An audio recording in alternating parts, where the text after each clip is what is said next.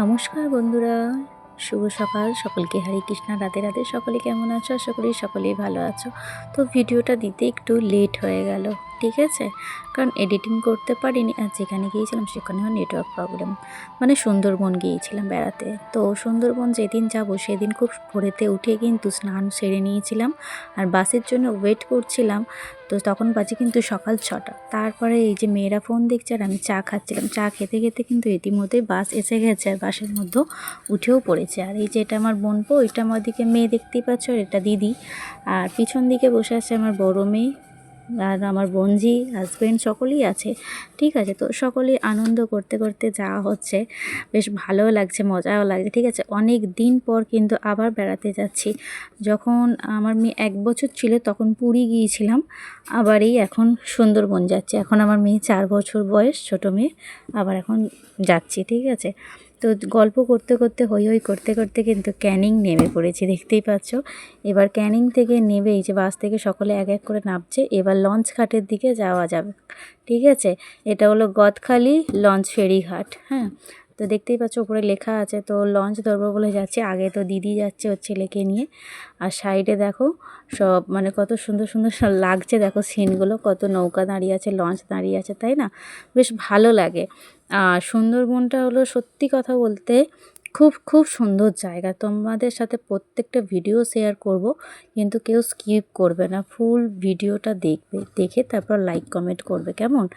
তো চলো লঞ্চে উঠে তারপরে তোমাদের সামনে আসছি, কেমন?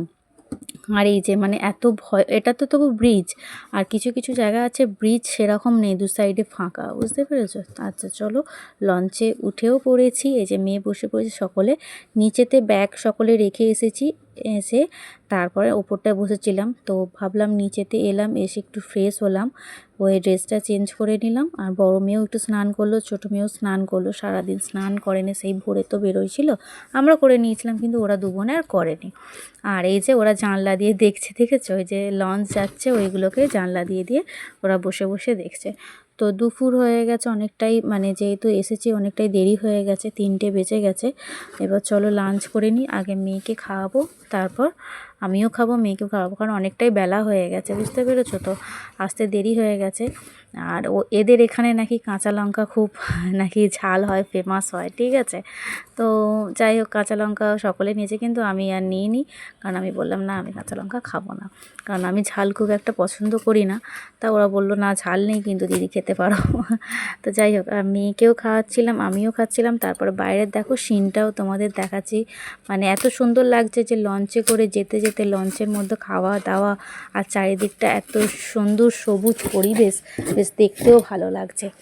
আর এই যে আজকের মানে প্রথম দিনের মেনু ছিল কিন্তু আলু ভাজা, লেবু, আর হচ্ছে ডাল, ফুলকপি আলুর তরকারি, আর হচ্ছে মাছের মাছের ঝাল ছিল, আর হচ্ছে গলদা চিংড়ি মালাইকারি ছিল, ঠিক আছে, প্রথম দিন। আর চাটনি পাঁপড়, এগুলো তো ছিলই। আর দিদি ওদিকে চেয়ারে বসে আছে, বলছে আমাকে ভিডিও করছিস না, তোরা একাই ভিডিও করছিস। আর এদিকে এই যে জামাইবাবু আর আমি একটুখানি খেয়ে দিয়ে বসে রইলাম। তো ওপরে সকলে বসে বসে লাঞ্চ করে নেওয়ার পর চারিদিকটা কিন্তু দেখছি। আর এইগুলো কিন্তু মানে বাড়িঘর রয়েছে, দেখতে, যেগুলো এখন বাঁধ, মানে এখনও তো ভেতরে ঢুকিনি সুন্দরবন, মানে হোটেলে যাচ্ছি এখন বলতে গেলে, ঠিক আছে। তো বেরোবো তো সেই সন্ধেবেলা একটু মার্কেটে বেরোবো। তো আজকের এইটুকুই তোমাদের জন্য ভিডিও ছিল। বাকি ভিডিওটা আবার নেক্সট ভিডিওয়ে দেখাবো। আজকের মতো সকলকে টাটা, বাই বাই, ভালো থেকো সকলে, কেমন?